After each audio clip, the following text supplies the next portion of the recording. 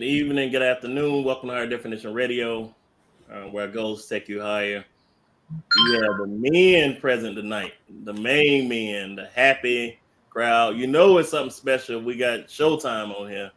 Um, I'm sure he's ready to talk about something crazy, unlike myself, the calm one out of the group. We better start off with him and see how his holiday was. How are you, sir, Mr. Shotyme?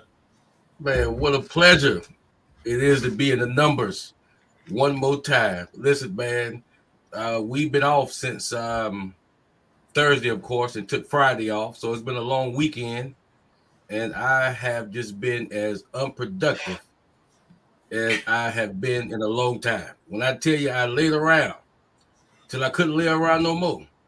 And a small part of me feels bad about it because I got so much to do, but I ain't do nothing. I did absolutely nothing. So my wife's side of the family, did Thanksgiving, and so they started at 2. So I said I'm gonna go at 4 because I don't want to wait. I want to be able to go and get right in it. So I stopped by the gas station, and this is how I know I need to change my life. I stopped by the gas station en route, and I walk in. And the lady said, looking at your stomach, you had a good Thanksgiving. Ooh. Now, man, I had wow. I ain't ate nothing. She said, oh my God. She said, looking at your stomach, oh, you had a good Thanksgiving. And I didn't have the courage to tell her I hadn't ate yet. So I just said, I ate till I couldn't eat no more. And it was good. And it took me off my game. I normally get 2 plates live and take a plate with me. I was one and done. And now I'm looking at a lifestyle change because I can't operate when people think I done had a good Thanksgiving and I ain't ate nothing. So I've been on the emotional roller coaster. Just filled with, and listen, imagine if I was having a bad day. I would have made the news for the wrong reasons. You can't talk to people like that, man. I mean, listen, we see the little 17 to 19-second clip, and we say, man, why Larry acted the way he did? We don't know what happened before they pressed play. I could have told that lady stow up and felt good about it. But I kept my composure, and I just played along with it. I ate till I couldn't eat no more. But, man, listen, that's why I stay away. I stay to myself because she just rubbed me the wrong way. And the food looked good, man, and it was good. And I'm regretting only eating 1 plate. But I'm done. I'm finished. I'm getting mad talking about it. That was just 2 minutes of your life for a while. Okay, sir, we get it. You talking about somebody? I go to an African doctor who ain't got no shame calling me fat boy or you need to lose some weight. And I'm like, man, I think I'm getting emotionally abused at the doctor. Listen, man.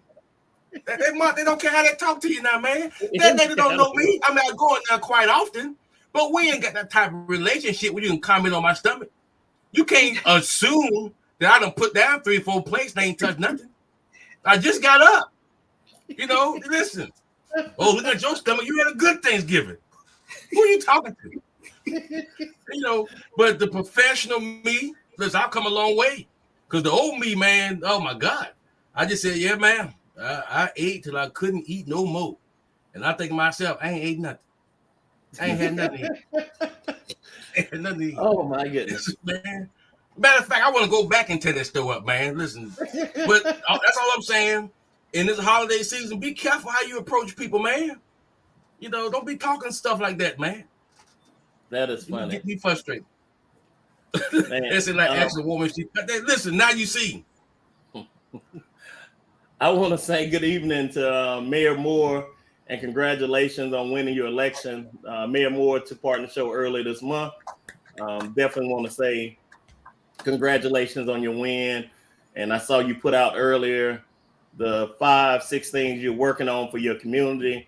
And we wishing you all the best in that endeavor with your community. So thank you for joining us again. Mr. Abel, hopefully you wouldn't call a fat boy or something like that. How you been, sir? Nah, man. You just gotta start wearing black go up a size on you. So like, you saying Justin wearing a too small shirt? I mean, that might be it, man. I mean, You ain't have on those medium, did you, Justin? he been on that push-up challenge, man. And I had on a hoodie. Wow. Listen, You must I have cover looked my pregnant in that hoodie. Man, listen, man. Y'all better. Hey, I'm mad. Listen, see, we need a safe space where brothers can talk. But listen, I bring this to y'all. Whose side y'all on? You might not want to use this as a safe space because some of us might clown you. Hey, Shotyme, they ain't sensitive with men about weight. Trust me. Nah, you know, man. I know. They don't care. You know, it's just like Lamont say, you know, I told my wife the other day, a lot of people think it's cool, but you walk in someplace, nobody know your name. What's up, big man? I don't want to hear that. You know what I'm saying? I'm Marlon Davis, brother. Don't call me big man. Ask me my name. You know what I'm saying? But that's just the way men get. Hey, that's a whole nother show, Lamont. That's a whole nother show. I'm mad. Men, do you care about mad. I'm sorry, E. I didn't mean to interrupt you, E. Nah, I've been big man since I was a kid. I'm kind of used to it. Big guy. Hey, big guy. Like, I'm looking around. Does that bother you, E, or it don't bother you? Nah, man. I mean, I am what I am, man. You know? But do you need to be reminded? I get a reminder every day. Let me tag Dr. Keith. Pastor Ed just put up the right thing. Mr. Abel, how you been, sir? We need Dr. Keith to rescue us. We do. We got some emotional trauma here, Dr. Keith. Help us out. I mean, it sounds like y'all getting harassed in the convenience store. I'm good, though. You good. You hear somebody talking about, hey, big man. And then see, Mark, this thing I got, Mark, you know, like everything, I did the push-up challenge. I'm thinking about doing it again, right? I lost 2.4 pounds in my first, 3 weeks. You think somebody said you looking good? Nothing. Crickets. I'm down 2.4 pounds, and ain't nobody said nothing. Man. But let me backslide. Rub it in my face. Dude, if you was a woman and you lost 2.1 pounds, 4 pounds, girl, you looking good. Oh, man, your face look thin. Oh, man, you better say something. Growing. Posting pictures, 27 pictures a day. Hey, it's rough on us, fellas. Yes, Samaya, this is our current event show. This is current news that Jeston went into a store and they said he looked like he had Thanksgiving. That's current events. Mind you, hadn't ate nothing. I was on the way to get me a plate. And listen, man, it took my steam, man. Oh my God, man. It took my steam. And that's what I said right there.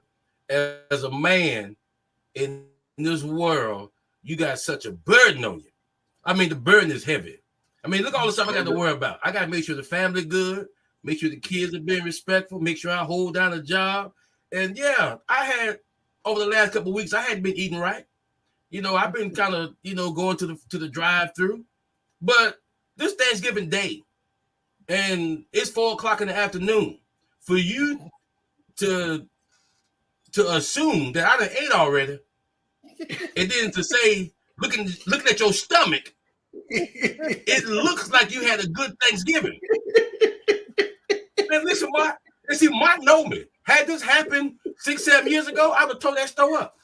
I would have took all them CDs, all that impulse buying stuff right there at the counter. I would have knocked all that stuff down. Now say it again. No, say what you said. Say what you said. And then y'all look at me and say, man, you can't behave like that. You didn't hear what she said. Had the shoe been on the other foot.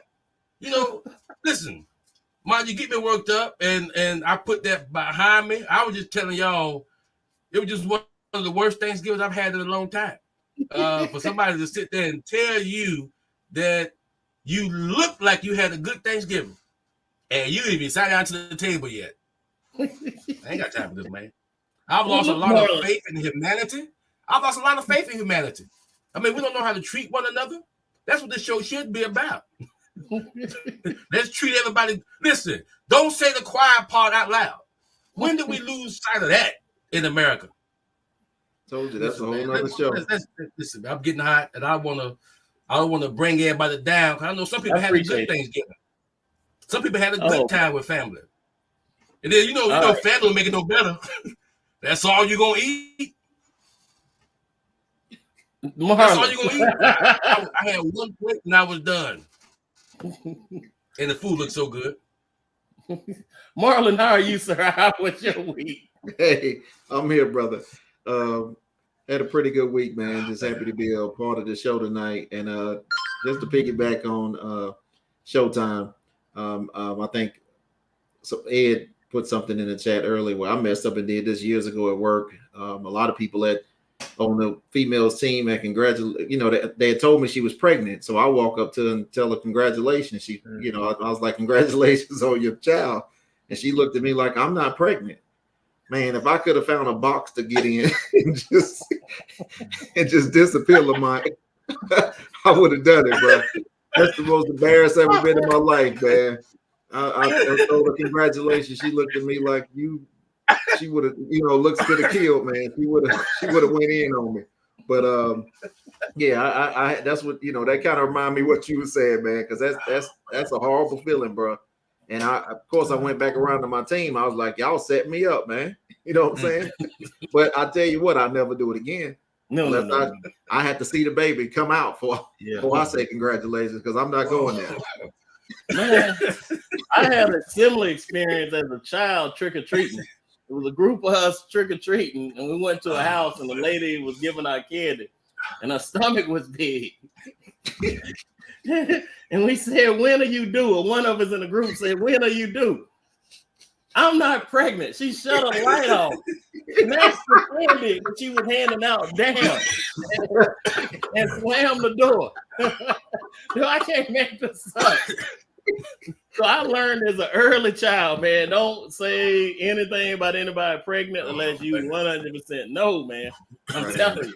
It's some women beer drinkers out here too, bro. Put them down. So chose to drink a whole case of beer. Let me get us back on track. I hope.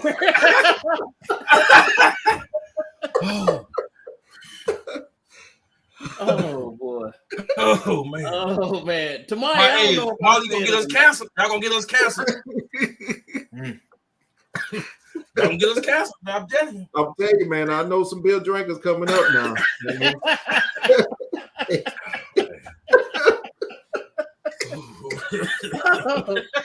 Hey, Lamar look slim from behind, but they turn around, boy. Hey, listen, by showing the comments, how many women beer drinkers did we got out there? Because I know, Justin, no. How many? Send me something. Man, we gotta get back on track, man. No. Where the numbers coming from, Mom? No. I want to thank everyone for watching. I know we got off track these first 15 minutes. As you can see, it's a lot of traumatized men out here in these streets. We got Justin crying, laughing, and I'm sure some people at home just falling over. My first question on current events was Thanksgiving related. Let me skip that and come back to that one a little bit later. Oh my goodness. I'm gonna go to Everett first. I know someone who's gonna give a good answer.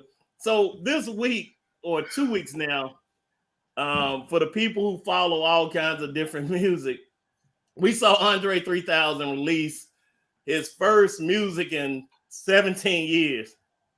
And it had a lot of anticipation, a lot of build-up. And then you see the cover is him playing a flute.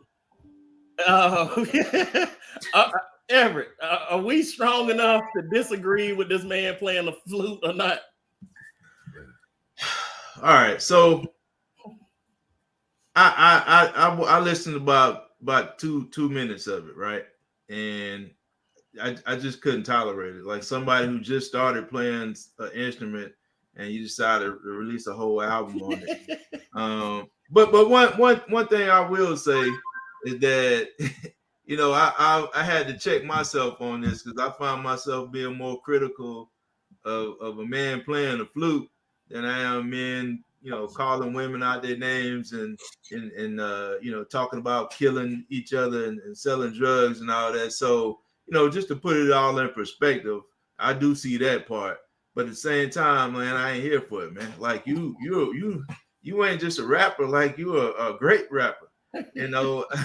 This ain't what I want to hear, man. I mean, that almost remind me of when Eddie Murphy made that R&B album, man. Everybody want to hear that, man. Put your mouth on me. Yeah, come on, man. Party all the time, party. No, we want to hear the jokes.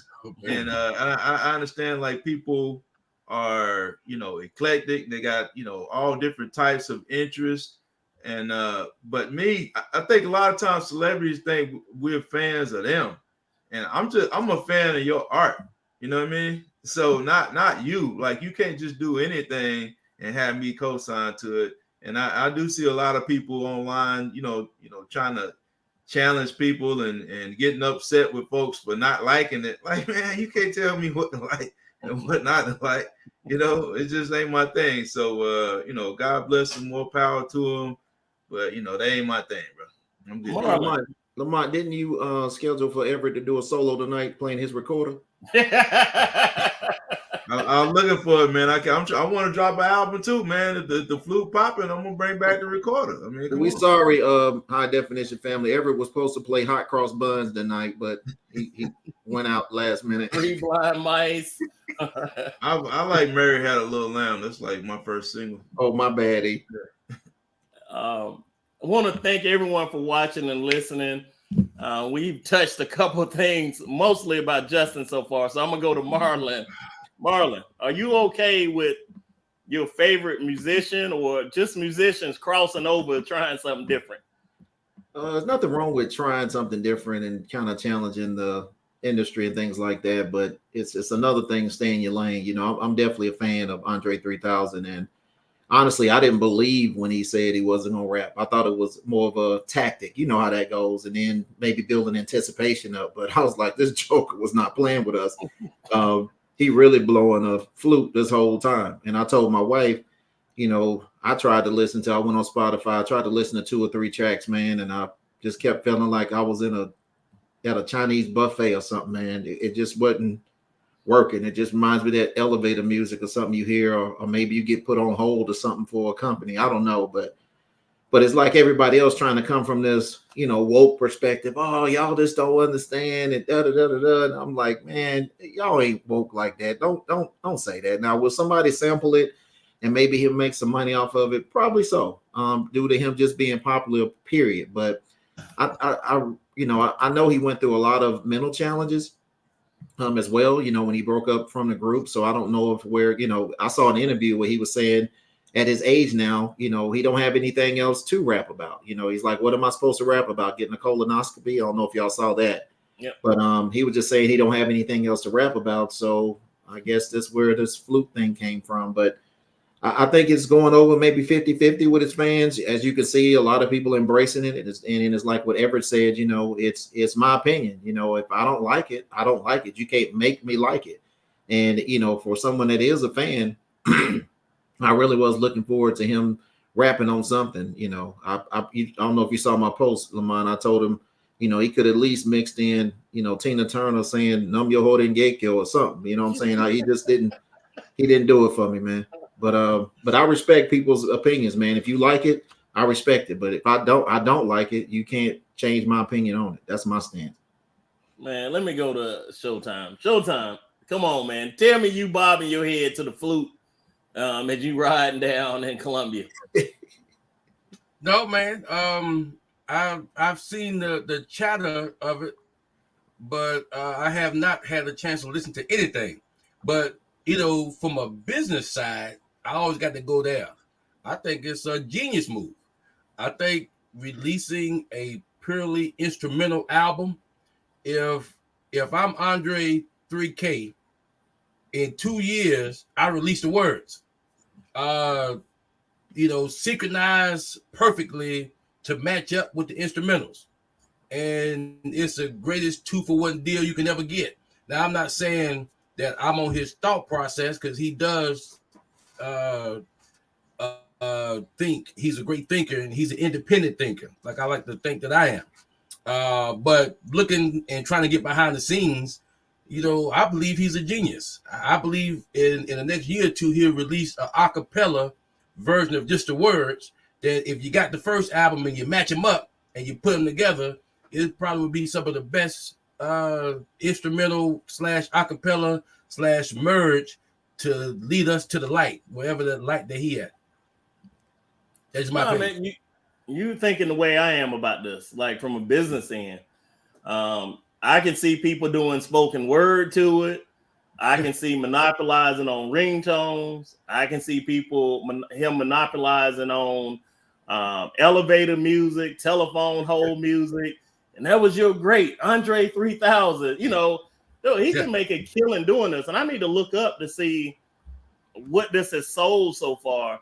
But it's definitely a money-making idea if it's like when Snoop 3 weeks ago said he's going smoke-free. He's done with smoking.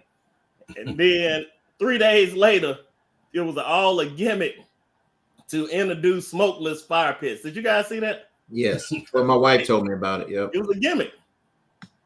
So I can see the business side of that really, really coming through.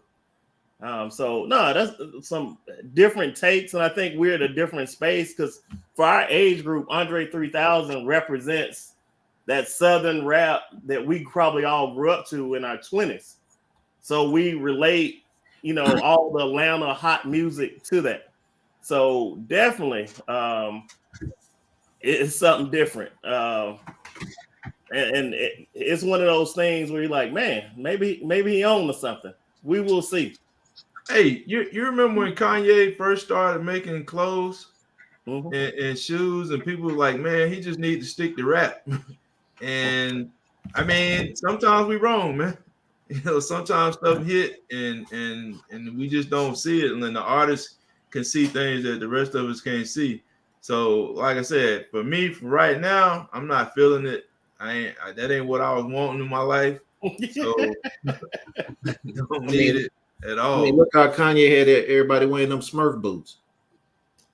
Oh, how Kanye had everybody going to church. Let's be serious now.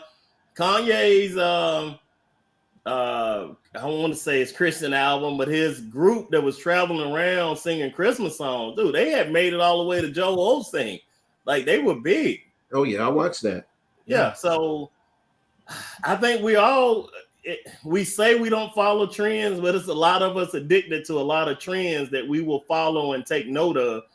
I think that group, it was like 100 members of this Christian singing group that Kanye had going all around, and a lot of it was to his rap songs that he changed the lyrics as gospel songs. So this might be a genius move. All right, yeah, we'll see, but it won't be spinning in my car. I'm gonna try to make it back around to this first question. Man, Marlon, let me start with Marlon. What was your favorite food for Thanksgiving, man? Come on, give me something. Your favorite dish from Thanksgiving. And if you're watching and joining us, I would love to know what your favorite dish was. What did you really enjoy? What type of food did you chow down on? Marlon, how about you, sir? Yeah, we actually went to my sister-in-law's house, and typically, my wife normally always hosts, so it's really kind of cool this year to be able to sit back and mess up somebody else's house and go home. But we had a good time there, man. I can say, everything was really good. Of course, being from back in the day, I'm more of a dressing man. Jimmy already beat me to it. But that dressing, man, it was ridiculous. I had to ask my wife to get me another helping of that because everybody can't make dressing like grandma. You know what I'm saying? Cornbread dressing. Yeah, yeah. We ain't having no stovetop stuffing like Jerry Jones. We eating the real stuff, man. But I would say the dressing stood out, man. If I had to just pick one food, we had to pick some others. I would say, Nanny's cornbread and that cabbage, but it was really good, man. Yeah, dressing is my thing. Mr. Abel, come on, man. What was that thing? Was it chitlins or ham hocks? What was it that you were chowing down on, sir? Nah, man. Like I said last week, man. My mom could make peanut butter crackers and I eat them. Like She can flat out cook, bro. And that her dressing and with the cranberry sauce, like I don't know what it is about those two flavors and those textures mixing together, but I love it. So I enjoyed that. I had a love-hate relationship with my wife's pound cake. She made a lemon pound cake. It was just too good. Like I just and she made an extra one at the house, and I already put on 5 pounds, and I ain't got but so many black shirts and hoodies. So so we gonna have to figure out something, man, get it away or something. But yeah, I can't just sit here and look at this pound cake every day and not do nothing about it.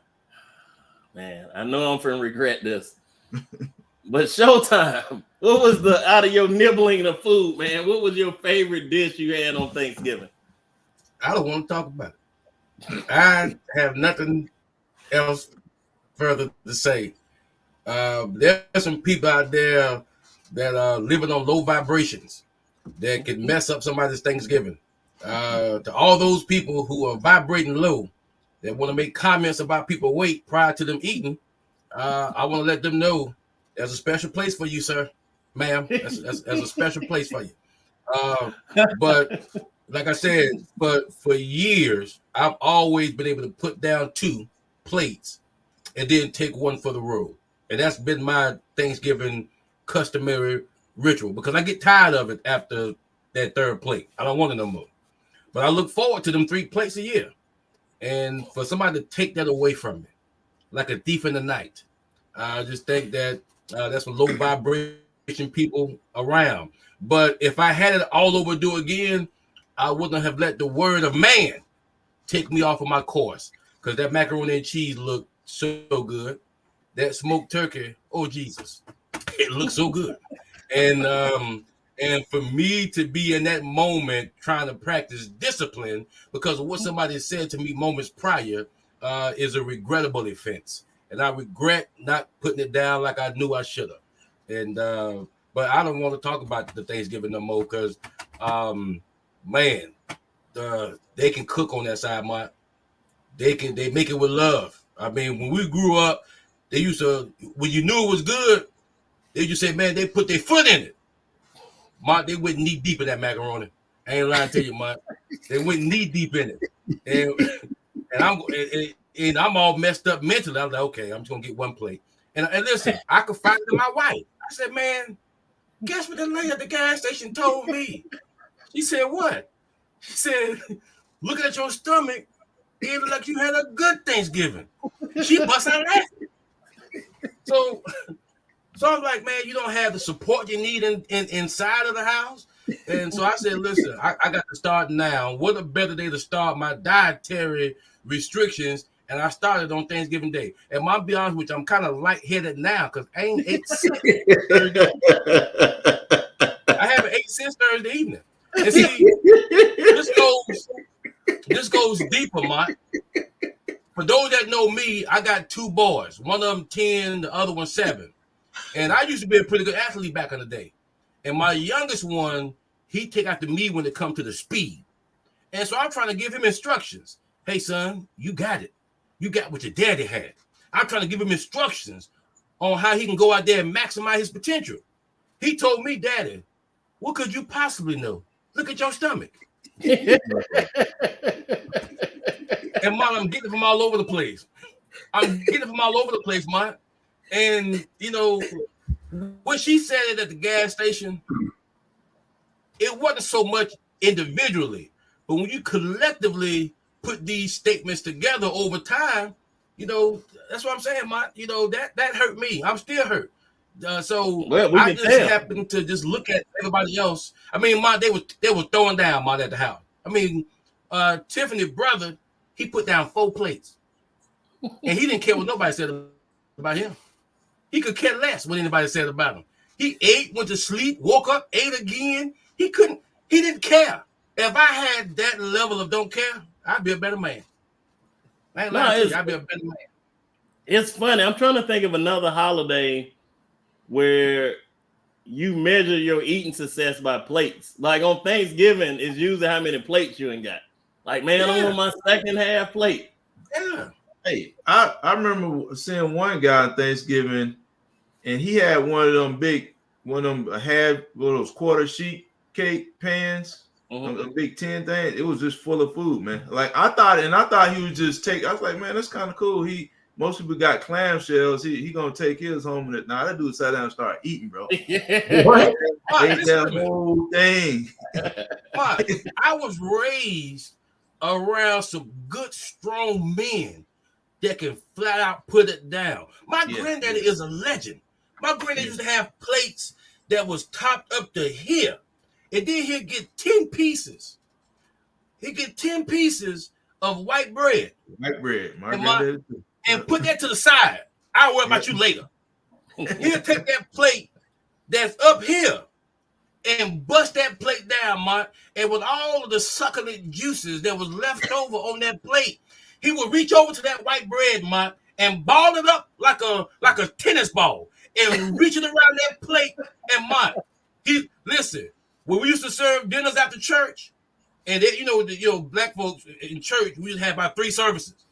And the only way they can get you to stay was to serve food after that first service.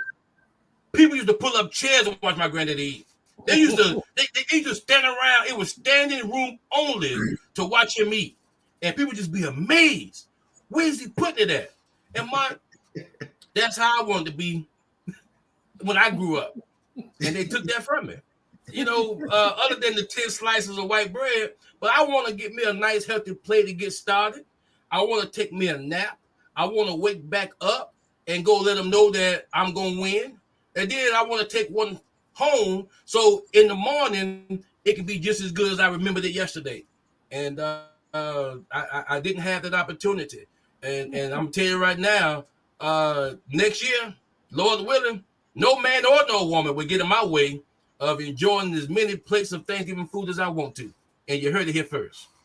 An exclusive.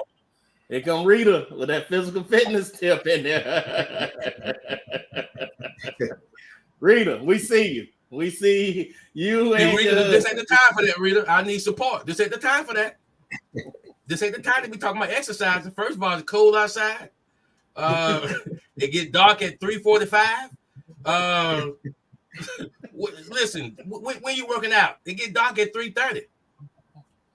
We talking about Thanksgiving. You talking about working out. So we all men here, and I want to switch gears. We're in the holiday spirit. I'm just wondering, and I'm gonna start off with Everett first. If your significant other or spouse asks you for a gift that you can't afford, but you could pull the money together if you made some things past this or that, a Louis Vuitton bag, ask you for some Birkin bag or some Louis Vuitton shoes. Should a man go in debt to support his significant other, wife's dreams or desires for the holidays? Everett left. Have some technical difficulties, man. My audio might go out, so video. But look, man, this just might be unique for me, but my wife don't really ask for a whole lot. And if it was something she really wanted, I try to make it happen. Now, if I had one of them gimmes, it might be a different situation, you know what I mean? But like for me, like I would like, she literally don't really, I have to figure out what she wants, you know what I'm saying? And I ain't really good at that. So I would welcome. Oh, okay. Well, I guess I got my answer. She said no with an exclamation point. Ever got shut up real quick. No. Okay, that's it. I guess I ain't got to get nothing. My wife then chimed in too. Marlon. Yeah, I can say this about my wife. Louis Vuitton, all that stuff, she's not into that stuff. I remember for her 40th birthday, I remember getting her a Michael Kors bag. I don't even want to talk about what I paid for it, but she probably used that thing maybe 3 times. And, it wasn't a big deal to her. It was to me because it was really popular at the time. And I thought I was doing something, but she's not materialistic like that. So I don't really have to deal with that. But if it was something that she hinted at or she told me she wanted, and I could do it. My wife will tell you, man, I'm gonna take care of the house first. She already know that. I'm not going into no debt, and we ain't taking care of bills and things like that, especially roofs over our home. And I get where you're going with this, Lamont, because this time of season, man, you will have so many people, man, that will just risk it all, just to get a gift. Even not even talking about the holiday season.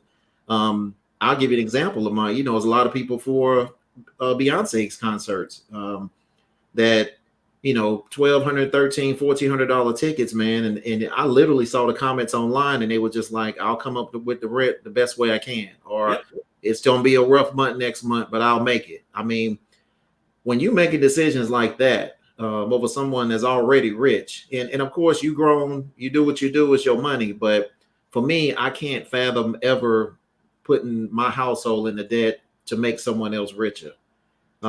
That's not going to be, thank you, Marlon. And half of them don't even think we should be buying their stuff as it is. And I'll just leave it at that. Justin. They don't cater to us. Let's be honest. Preach. Justin, that Birkin bag, that since a small child, your significant other spouse has always wanted. The one she keep in mind every time she walk by. The Tiffany gifts, the spring collection. Should you get it, or what you gonna do? Or it may be on sale at the gas station. Showtime. Listen, I don't care how you dress that up. I'm gonna be very clear. You married the wrong guy. You married the wrong guy. Listen, I didn't stand before the Lord and promise none of that stuff. I didn't give you any indications throughout the dating history that I was gonna do any of that stuff. For you to request that now, I think that's a violation. That's a violation of the code of conduct. I'm going on 11 years now. We're about to go on 12. I'm still paying off the ring, let alone jumping in more debt. Talking about a Birkin bag. Are you crazy? No, I'm not. I am a big proponent of not celebrating none of this stuff. We don't benefit from it. Nobody in our community benefits from all of these things. And if you get tied up until trying to celebrate all these things, what happens is it begins to get competitive. Because if you get a Birkin bag this year, whatever the next step up, you got to do it again the following year. And so, and this is a real quick story that I married the right one. The first Christmas we spent together, and we was new in business, and when you're running a business, it's a money pit, and I knew how her girlfriends, they used to always get together, and girl, what you got? So I didn't want her to not have nothing to say. So I had a K's credit card, and I went and brought her not a chain, but a necklace with a matching bracelet. And I gave it to her just so she could answer those questions. And the next day I came back to her and said, hey, baby, I need to take this back. True story. True story. Listen, she wore it all Christmas Day. She wore it all the day after. And it was a pimp decision. It took a lot for me to look her in the eye and say, I need it back. And this is how I know I married the right one. And she'll tell you, Ma, she gave it to me back. I took that little silk cloth and wiped it back down, and I gave it back to him. And the rest is history. And I never heard another mumbling word about it. And that let me know I married the right one. And so I kept that up. The next Christmas was our third year. And the Lord still hadn't blessed me at the time, right? But he let me know that when the blessings come, I'm surrounded by the right people. And I brought some diamond earrings. Oh, man, them things were nice, man. And I popped that thing open for her.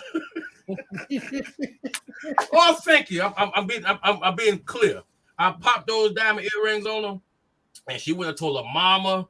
Because that's what girls do. That's what wives do. They don't want the Birkin bag, all that stuff for them. They want it for those that are getting gifts in other relationships. So they talk about stuff like this, Mike. Eavesdrop on your women. They talk about stuff like this. And so I gave her the opportunity to talk her stuff. Girl, he got me some diamond ring. She took a picture of all that stuff. On the 27th, when them stores open back up, I said, baby. She said, you need them back? I said, yes, ma'am. I need them back. And listen, and at this point here, she looked me in the eye and she said, don't buy me nothing else for Christmas. Yeah, don't buy me. Listen to me. Listen to me, y'all. Listen to me. Ma, for the next 8 years, for the next 8 years, I hadn't brought my wife nothing. Hey, I don't blame her, Shotyme. I told you that too. Real story. Now that we've gotten older, all her friends got kids, they all married. We realize that it's a struggle living and everybody trying to stay above water. They don't even have them conversations about what you got for Christmas no more. Long as the kids taken care of. Now, had I not made that pimp decision years ago to take that stuff back, I'd still be trying to compete with what I got last year. She told me, she said, baby, don't buy me nothing else. And Dude, she wasn't mad about it, so I didn't take it any type of way. She wasn't mad about it. She said, just don't buy me nothing else. And I'd say, listen, we can take this opportunity and save. And she don't buy me nothing. I don't buy her nothing. And them kids are taken care of, and we got a good understanding. I'm not telling y'all it's going to work for you. But, Mom, I couldn't afford it. I couldn't afford it, Mom. Tamaya, I see Tamaya is watching a single man who out, trying to find Mrs. Right. Tamaya, I wouldn't take that advice if I was you, man. You might want to. But if for all those people that are married, now that situation may be a little extreme, but the reason why you stay married, now getting married and staying married are two different things. I want everybody to know that. Facts. When you know you got the right one, Mark, you can pull that off because they will see the big picture. He cut off for a reason. And how about we see the big picture beforehand? I'll just say for us, we started out being practical. Like our whole wedding only cost $50. You know what I mean? So it wasn't no big thing for us to be like going around spending money.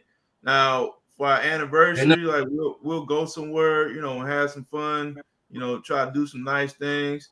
And don't put a whole lot of pictures up on the internet because I don't want to feel like I got to compete with what we did last year.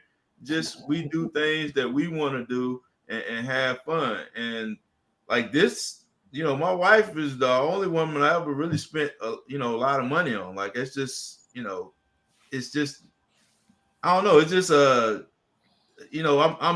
all in. You know what I'm saying? Wallet and all. So I just couldn't be one of them dudes out here spending money on a woman, and this we don't know how long this thing is gonna last. And it's almost like people put rims on a rental car.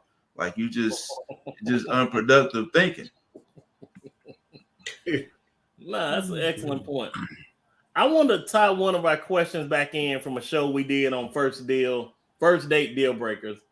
And we definitely got to have the men's version of that, as we had 3 ladies talking about the things they won't do. Sound like the only thing women were against on this whole thing. He could be slow.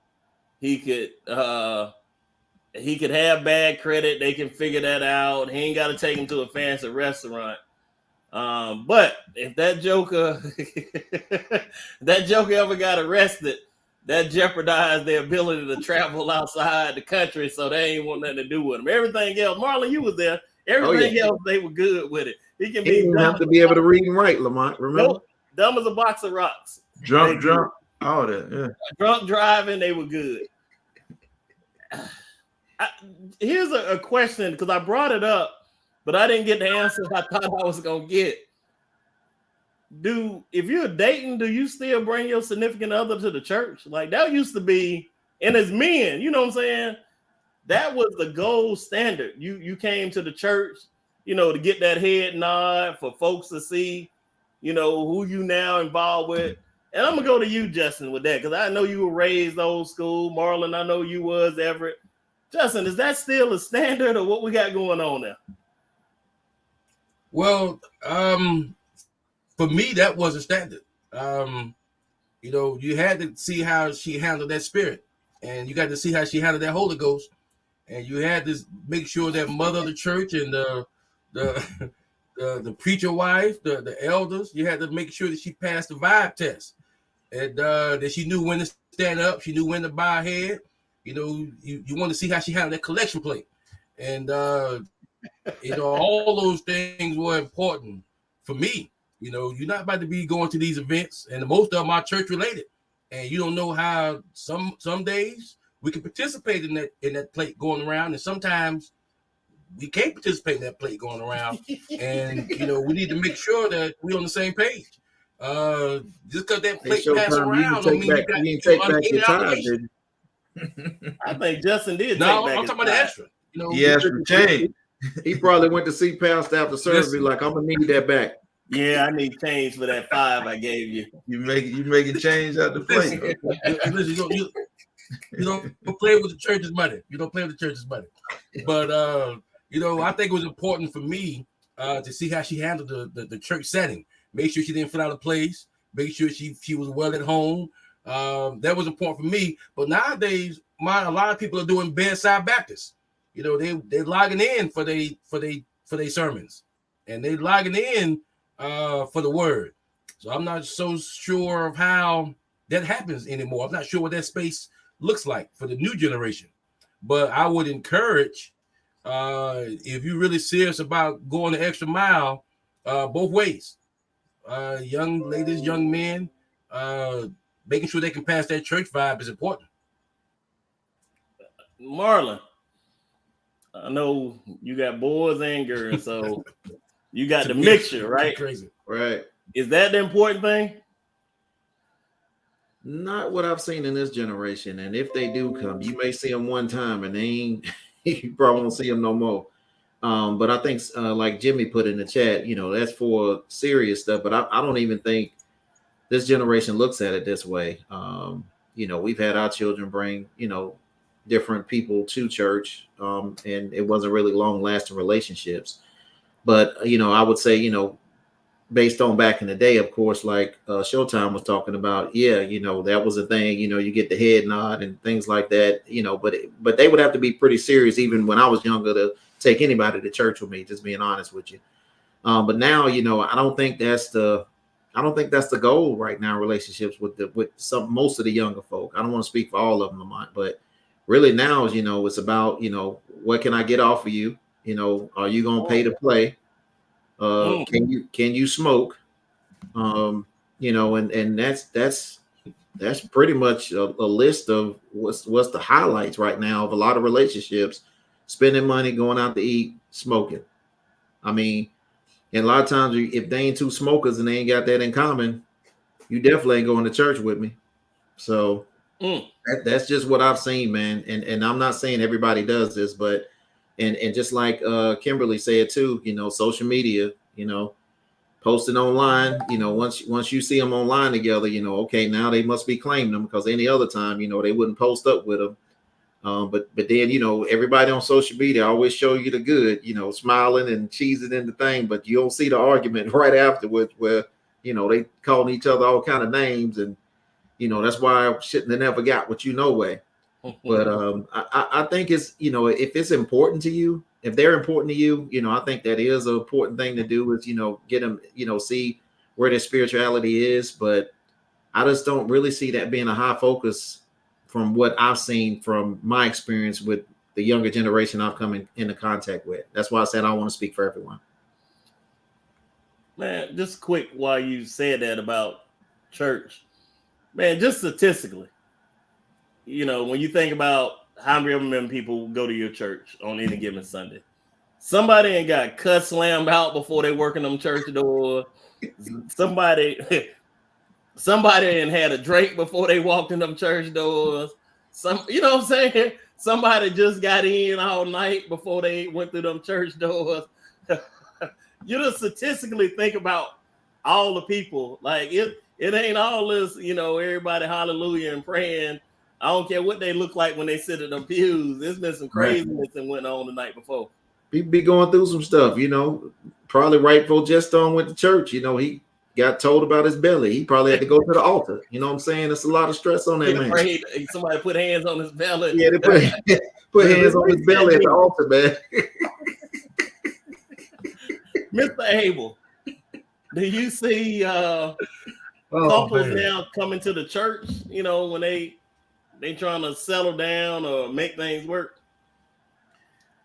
Be honest with you, I don't really know enough about other people's business to know whether or not somebody's dating.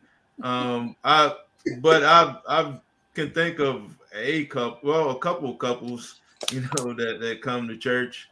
For me, I would say personally, when I was dating, like that wasn't my thing. Like I never brought women around my mom's. I never brought women to church.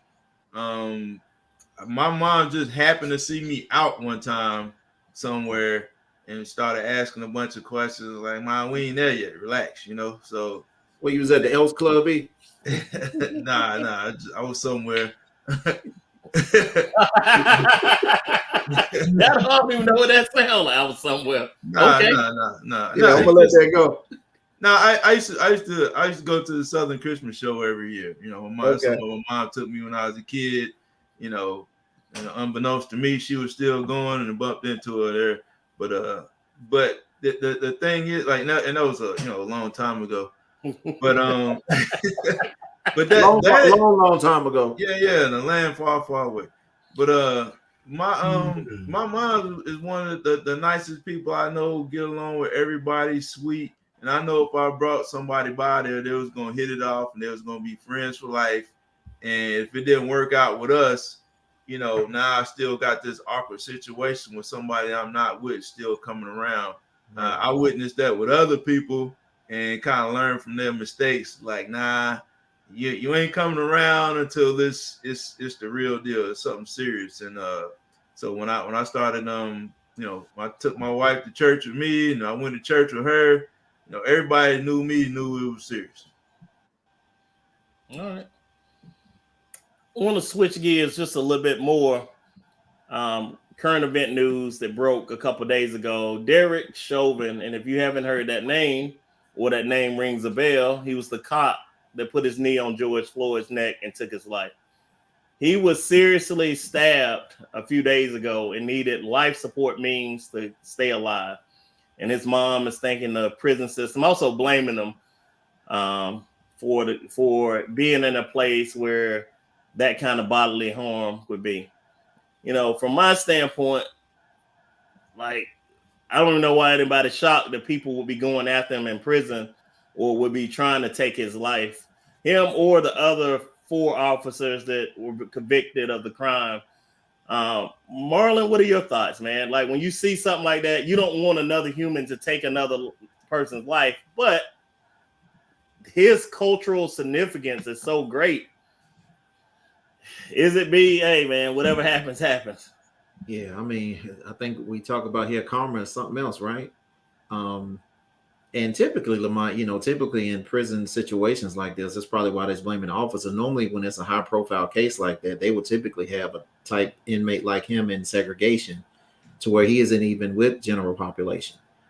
So I'm thinking, either something broke down. I know they were blaming it on staff and stuff and things like that. Same thing with, y'all remember Jeffrey Dahmer was killed. Kind of same thing.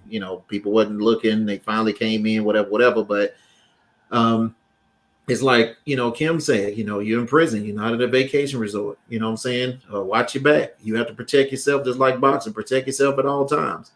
And I think, with him as an individual, and everybody in that place knowing, what he's done and what hurt he caused his country, man, I think, you have inmates in there that's gunning just to be able to say that they're the one to be able to say they're the one that took him out. And can you imagine what that would do for your status in a prison, unfortunately, by doing something like that? And I'm not saying, hey, he should have died or anything like that, but it's just like, being in a game. It's just like, your rep is based off of the work you put in. So I think if this guy would have been successful, it probably would have catapulted him even more. But I think even now, even with him hurting him to the point where, they had to do life-saving measures, that's probably catapulted him within their system right now. But I thought it was as far as something went lax there, Lamont, for them to be able to have an opportunity like that. And I'm pretty sure some facts are going to come out. Do I feel like, he shouldn't have got hurt, should have gotten hurt or anything like that? I mean, it's really not for me to say, but all I can say is, when you do bad to others, just be prepared for karma. And I'm gonna go to Everett next, and that is the thing, and it caught my eye when he was sentenced, that he's in a minimum security prison, and I see Tamaya just comment on the same thing. Like, that makes no sense to me. He should be in a supermax prison just for his status alone and what he done. But Everett, what are your thoughts? Now, I was kind of thinking the same thing. Like, I'm sure he probably thought he was getting over when he went to a medium security prison, but what type of protective custody do they have at medium security, prison? I mean, like, is it like a rope or like a curtain or like what, you know what I'm saying? So I don't like, for me, I didn't even celebrate when Osama bin Laden got killed. Like, I ain't really, even though certain things gotta happen in war and things like that, that's not something I celebrate. This man was in custody. One of my initial thoughts is that, we have a American population that is very reluctant to convict a police officer anyway. And when they find out police officers are going to prison and getting killed, they're liable to be able to get away with anything and not seek any type of or have any type of punishment for it. So, look, man, people just need to let the legal process play out, man. Like, just don't try to be no hero, make no name for yourself. You're gonna end up getting a death penalty for somebody who, can't harm anybody now. And then when you think about some of the people who done things and nobody ever, like, me and my wife, we were just in Atlanta, went to the King Center for the first time, and we saw where, somebody killed Martin Luther King's mother. That dude died, an old man in prison. Nobody ever put hands on him. You know what I mean? And, Sirhan still walking around, So I just don't understand, like, the people we get mad at and want to kill, and the people we just let, just live to a ripe old age. It just seems to be kind of random to me. Jeston, any thoughts? Nah, I think you guys covered that topic pretty well. I'm gonna end us or last question, and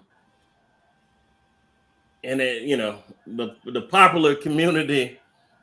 We have went through the years of the Me Too movement and Harvey Weinstein and Jeffrey Epstein and all those jokers caught up in these sexual scandals with underage women. And if you ever listen to me, I always say, if there's a huge push to do something to people who don't look like us, there's going to be a harder push for folks who do look like us. And now the R&B world, musicians is coming around.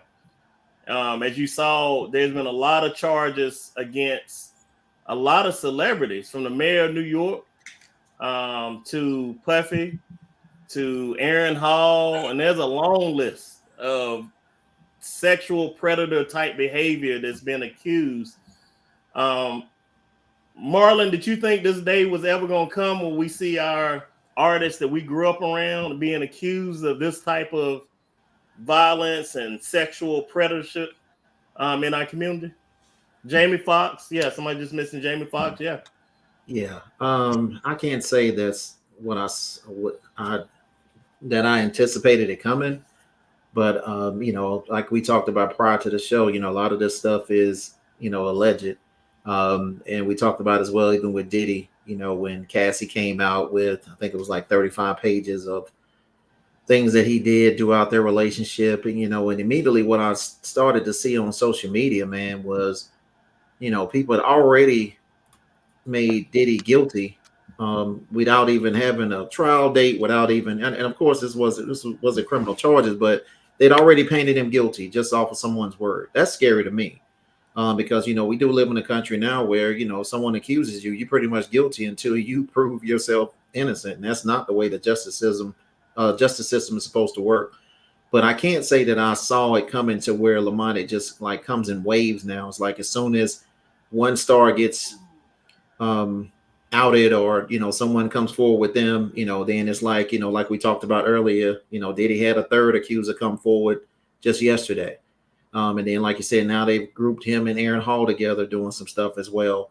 So it's definitely scary.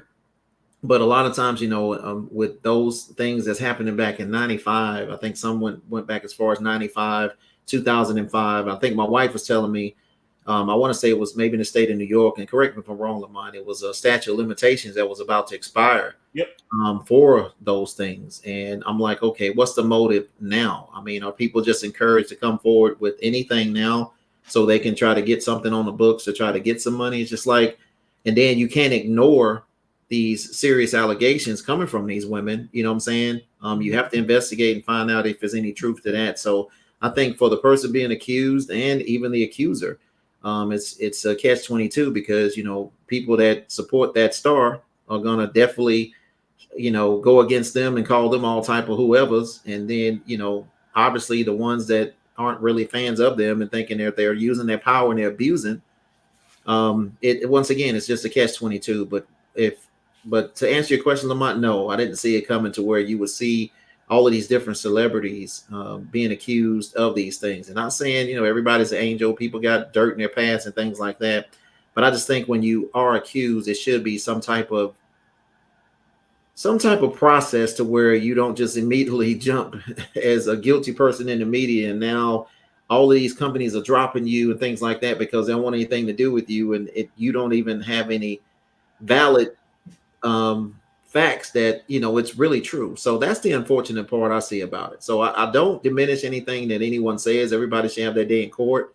That's the American way. But at the same time, let's not condemn people, cancel them, throw them away immediately until you investigate and read for yourself and find out the true facts, man. But I didn't see this coming.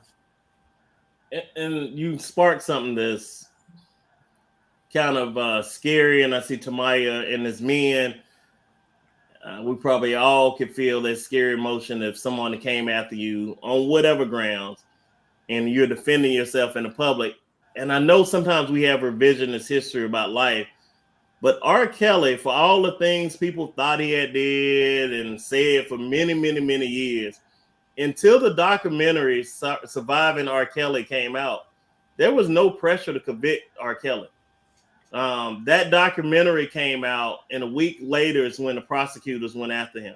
So we definitely need to be careful in this society, because the Me Too movement is very, very strong. And not that it shouldn't be, but it is very strong and powerful. And man, you would hate to be on the other side of that if you didn't commit some of those things people were saying. Jeston, you have 2 young boys, man.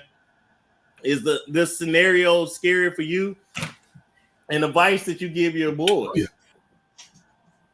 Yeah, I mean it is. The world we live in now, it's tough to navigate. We do know it's a new world. Like Marlon said, we grew up, you know, under the disguise of innocent until proven guilty.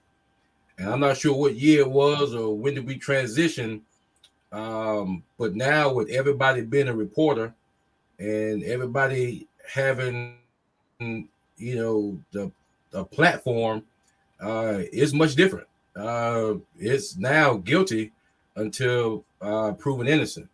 And so as far as, you know, how you raise your boys or how you raise any young adult nowadays, it's tough. The landscaping of everything is tough because one, a lot of things that we may enforce in the household are not the same things that's enforced in the school.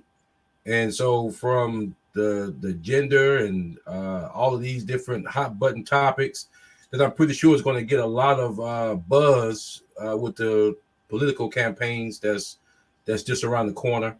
But you have to kind of be open-minded and be understanding that, you know, that may be somebody's truth. I mean, if you say in 1995, that's 30 years ago. So, you know, you want to allow people to have their truth. Um, but from a legality standpoint, I hadn't been following all of this stuff, but I did hear that there was like a new law that said if you got anything that may have happened 30 years ago, you need to file it by this date. And I think I'm not gonna say the worst thing he did was settle, because I really would have liked to see what came out of all of that. Although it was civilly, you know, had he let all the details come out, it could have been maybe transitioned to, you know, some other court. But you open the floodgates. It's the Michael Jackson effect. You know, once you settle, you create the avenue to the money.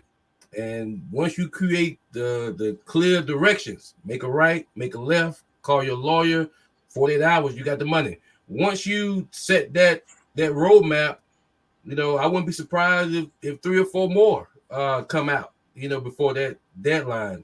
But, you know, as far as growing up with these influences, you know, I've always looked at it just as entertainment. So I never, I don't buy albums. I don't listen. I listen to it, the mainstream stuff, but I'm not a guy's going to just put an album on, let it ride. That ain't my life. That ain't my style.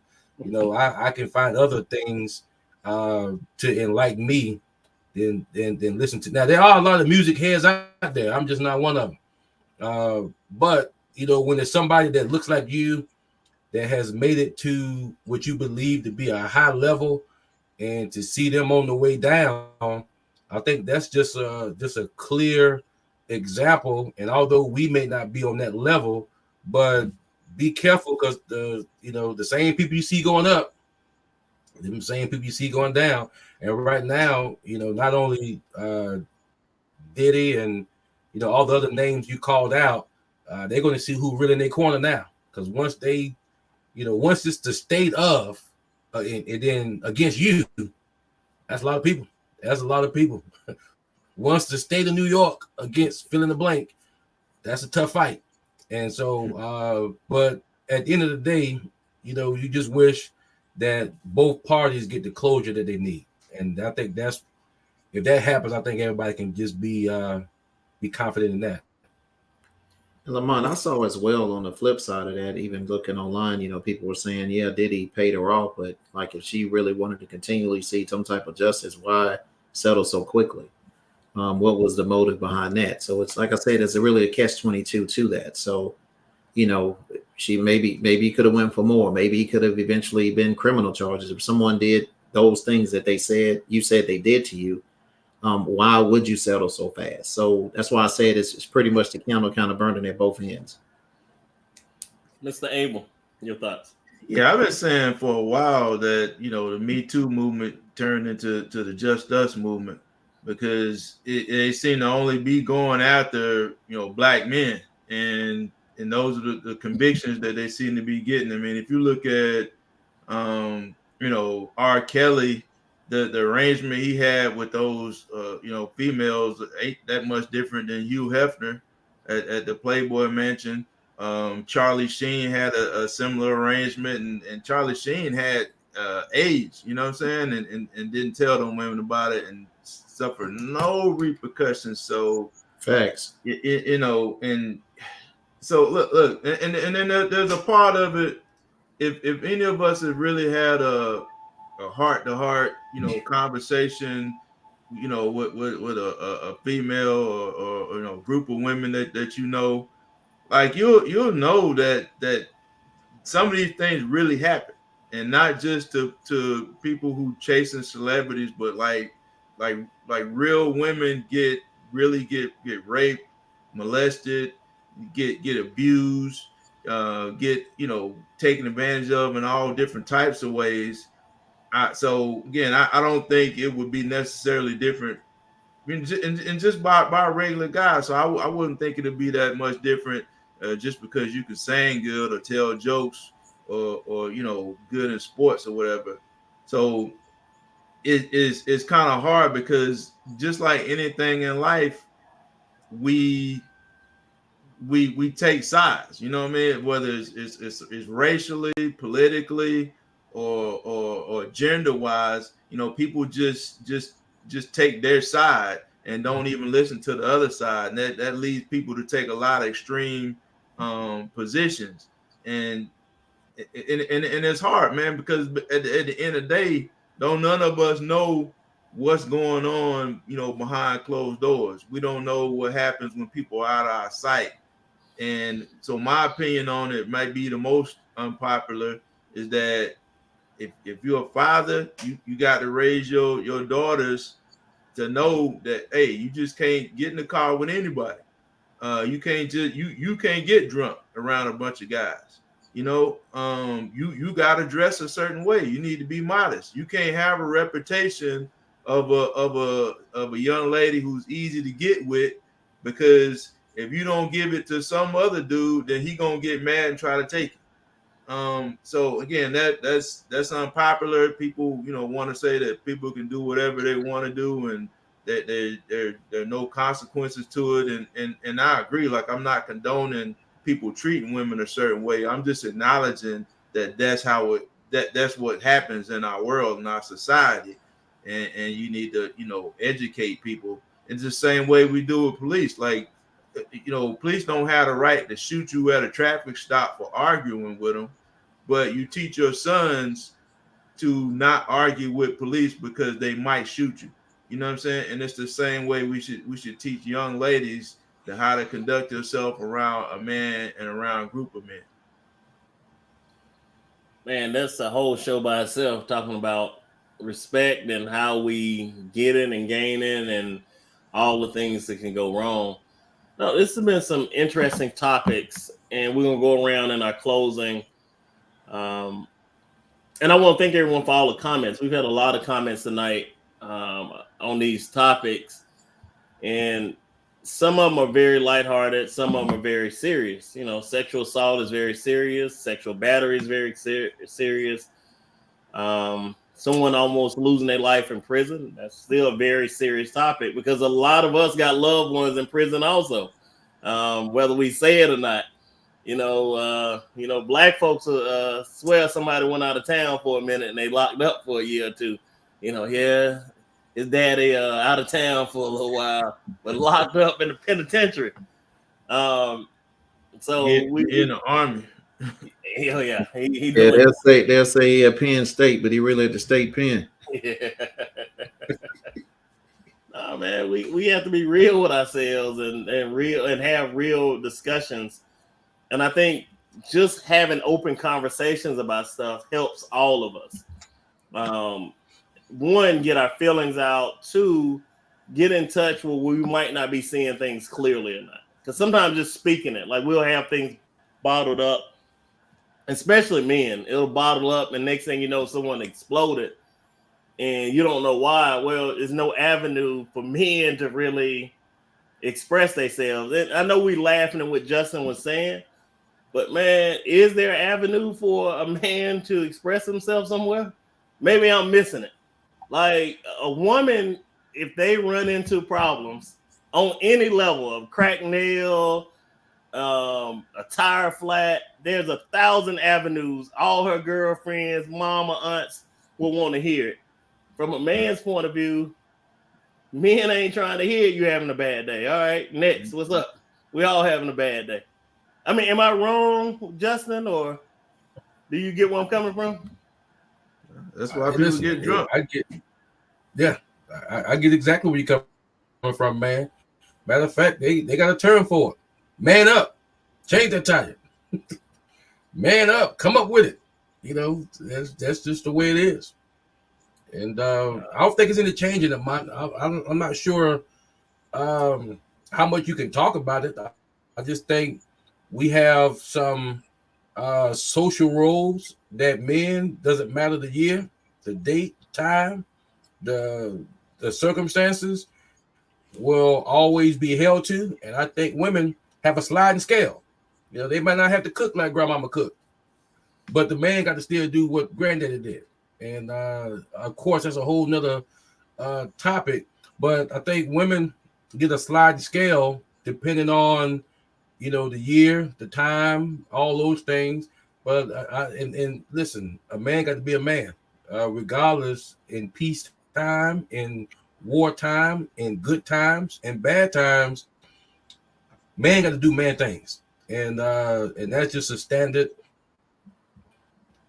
that has been there since the beginning.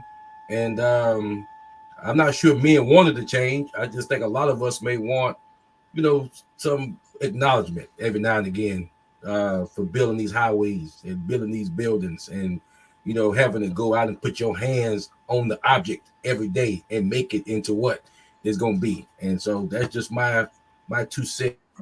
And I just, some people can man real good and some people can't. And that's my story. Marlon, any quick thoughts on that? That there is no safe place for men to express themselves? Well, we had a whole show on this, Lamont. We talk about the pressure that's put on men, and and having safe spaces like that. And even if you respond to certain stuff, you may be told you're sensitive, or et cetera, et cetera. So little things like that, it makes men hold on to things. I did tell you, Lamont, fortunately, I have a safe space with a couple of brothers that, we check in on Marco Polo daily. And I've mentioned this on the show prior, to where, we call it checking in on the check-in. So, and typically it's 3 other brothers I deal with. And if we don't hear from, a person, we may text, whatever, just making sure they okay and things like that. But we really can go on there, man, and just vent and maybe talk about stuff that we're going through. And what I love about it is a safe space, because we're able to encourage each other, pray for each other. Maybe having a bad day, it may be some thoughts that I don't feel comfortable expressing with anybody else. And you have that safe space where you're not judged. And I'm fortunate to have that, but that's not the norm. That's definitely not the norm. And we've been doing this probably for about maybe 2 years with this app. But I would say, like Everett said, that's why a lot of times, people go to the bottle, they go to the marijuana smoking, they go to the harder drugs, because all they want to do is numb the pain, because they don't have that person to speak to. And then we talk about, in the Black community, getting that, that professional help, like you talk about, Lamont, on several shows, as far as that mental and emotional health help. But then, like we talked about as well as men, you got to go see somebody. You can't work out your own, whatever, just get some rest. That's all you need. Sleep don't fix everything. Just like Black folk think ginger ale is a cure all for everything. That's not the case. You have to get some professional help if it's starting to affect your quality of life. So I would say on that, Lamont, is not enough safe spaces for that. And then, depending on your friends, you may bring something serious to them, and depending on, how they look at it, they may laugh at something that you feel is serious that you really going through, and you got your boys making a joke out of it. So then now you go ahead and laugh along and laugh it off. But at the same time, you got a problem. So I would say pick your friends too. You know what I'm saying? Pick your friends. Thank you, Marlon. Yes, Thank sir. you, Marlon. Preach. Any thoughts on that, Everett? Yeah, I agree with Marlon. Like, and I'll go even further. He didn't say this, but I'll say this. Like, I don't think that it wouldn't look right for a man to be on Facebook or, going around and telling everybody about all their problems. Like, again, most people aren't going to want to hear it, and most of the responses is going to be negative. E, do you mean how women always jump on live and just be telling everybody everything, getting 100-something views? Yeah, and if a man going to do that, it's going to go the other way. Like, oh yeah, you even seen, y'all remember that video of Tyrese crying about yeah, people was killing him. So I as a talk man, about him. yeah, I ain't gonna lie. as a man, you got to have those 2 or 3 people you can go to and talk to about things and work things out, and keep in mind that even when you go to those people, there are people who might have good intentions but have bad advice. Yeah. So I would always, encourage people to seek some sort of therapy for somebody who, understand, these things a lot more than your buddies do. But it is sometimes it's just enough just to vent, just get on the phone 30 minutes and just let somebody get an earful, and then the act of getting it out helps out. But yeah, you got real problems, man. You need real solutions, and you need to find somebody who know what they're talking about. Oh man, think about this past Thanksgiving. If a man was breaking down, telling you all the problems he had from this past year, tell us something you're proud of. Tell us, man, every man in there and woman be like, hey, you need to shut up with all that. We all in that a tough year. But if a woman gave the same speak, he ain't brought me a long way. 3 weeks ago, the lights were about to get cut off. The doctor gave me some bad news. There's all kinds of support for that, but for men, it's not. And I get for the people that's commenting, men, you just need to express that. I'm telling you, there's no good spaces out here for that. Or if they are, we must be 4 men who are missing it. Let's go to our wrap up. Jeston, come on, man. Tell us, give us a wrap up. Any advice you would give on our show tonight? Man, listen, what a show, man. I needed this. I needed this therapy session. I need to get some stuff off my chest. And I'm thankful for this platform, Mark, to be able to speak freely. And I appreciate a lot of the support in the comments. The advice is very, very simple. I encourage everyone to get and maintain a relationship with the Lord. At this critical time in our nation's history, I prioritize that and believe that to be important. But let that not be the only relationship you seek. I think one of a trusted mechanic, one that can be transparent and assist with your automotive repair concerns needs to be on that list as well. And listen, man, I would be remiss if I didn't take a brief moment and park on this curb and say thank you for 14 years. It felt like yesterday that we launched this brand. That's my mechanic. That's my car. That's my properties. We got apparel coming out, as you can see on this side. T-shirts. That's my kids. That's my wife. That's my husband. And this brand now has surpassed 3,000 people over 14 years that have tried our service. And when we start back Monday, we will have 15 days left. Our last day this year, and this is breaking news, I'm announcing it here on the higher definition radio broadcast, will be December the 15th. That will be our last day in this calendar year, and we would turn our attention to the family, and we will break and be back on January the 2nd, ready to go give year 15, our Kobe year, which is 24. The Michael Jordan year was good to us. There's never been a time where we served more customers. There's never been a time where we had the opportunity to perform in front of so many people. I'm very thankful. And not only am I speaking for myself, I'm speaking for my family of staff, our family of customers. It has been a journey, but I am just as excited now as I was 14 years ago. But if you got an automotive concern and you want us to assist you with it, we need to be making those appointments now. But listen, anytime we get the opportunity to hang with high definition, man, we ready. This brought back memories. I hadn't seen Marlon and E in a month of Sundays. And man, it was good chopping up with y'all, man. And thank you, because now I'm not gonna have any hard feelings toward that gas station attendant. You know, I'm like it never happened, and I'm thankful for that. That we'll have to worry about being a current event on the next show. Y'all heard what happened to him? He went and tore that gas station up. No, How would you respond in a similar situation at a gas station? I'm past that now, and I feel good about it. Jimmy, it's called That's My Mechanic. www.that'smymechanic.com. Appreciate that. Area code 803-786-7744. You need a phone call away. Yeah, if you put it in the chat, Jeston.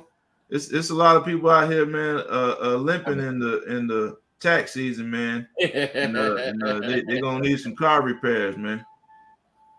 And let me say this before we go on. I know we're running tight on time.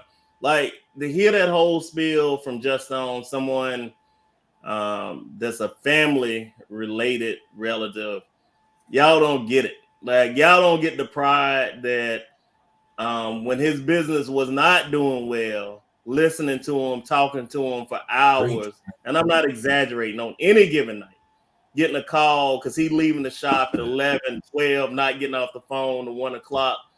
Hey, man, this is tough. Yeah. You know, when he didn't make the money, not only to cover his family, but payroll and them days, like, people don't know that part of the struggle. So I would be a hypocrite not to want to listen to this story today and him plugging his business, knowing how successful his business has got. So I please hope everyone understands why not only letting that spiel go on, you don't know the struggle. You just see the day when he's plugging it, not those days when nothing coming in, 2 cars for a week.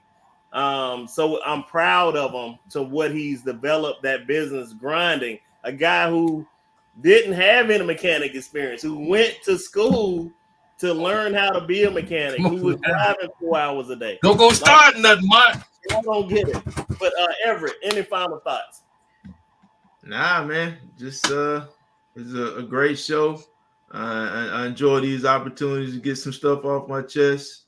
Like Jeston said, man, I ain't seen you in about a year.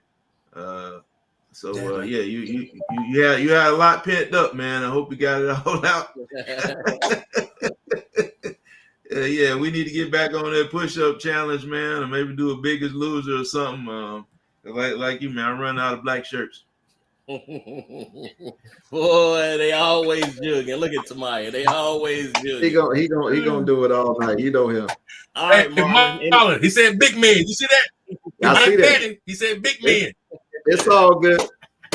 But great show tonight, fellas. I had a lot of fun. Shotyme, you already know when I saw you pop on, I already knew I was gonna be laughing half the show, man. And I really appreciate you. Congratulations, man.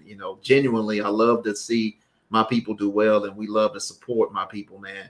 And for all the struggles you've been through, for you to be able to say that, and I know a man's priority is to take care of his family, man. That's a great feeling. So for you to pretty much build his biscuit from scratch, brother. I'm definitely proud of you, man, and I mean that with all my heart.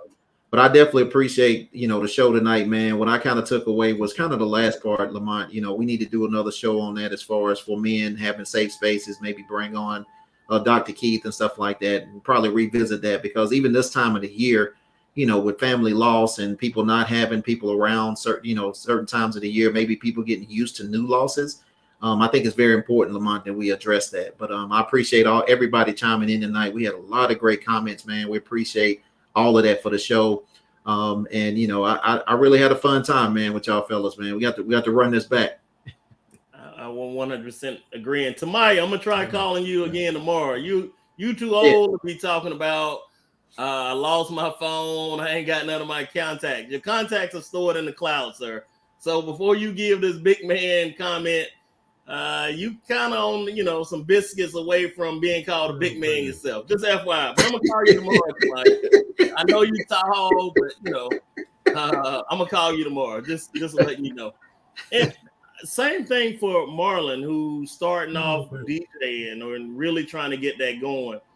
Like, higher definition would be a hypocrite if we didn't share. And if you guys follow us, or if you just popped in, Please like and follow. We share other ministries, sermons. We follow other inspirational stuff. We post it onto our page because that's what we should be about, growing the community. Like, folks will be hooping and hollering for TD Jakes, and you got someone just as anointing in your own community or at your own church that you won't even put a like button on their stuff, or you won't even like their YouTube page. You think he's doing something. Man, we got to cut that mess out. We got another show.